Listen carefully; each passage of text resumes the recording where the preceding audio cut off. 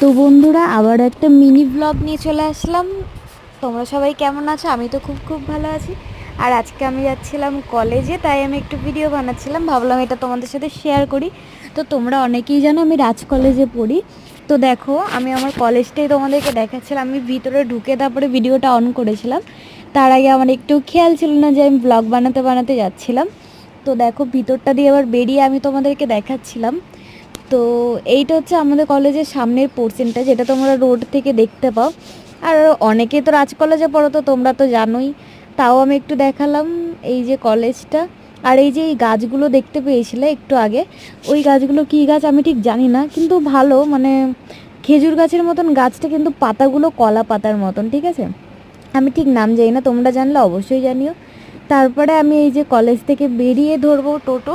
তো আমি বেরিয়ে গেছিলাম, তারপরে আমি খেতে গেছিলাম বিরিয়ানি। তো বিরিয়ানি খাওয়ার হয়ে যাওয়ার পরে আমি ওই দোকান থেকে বেরিয়ে যাচ্ছিলাম। তো বাইরে এত রোদ, আমি ওখানে দাঁড়িয়ে দাঁড়িয়ে ভাবছিলাম বেরোবো কি বেরোবো না। তারপরে বেরিয়েই পড়লাম, কারণ আমাকে আসতে হবে বাড়ি।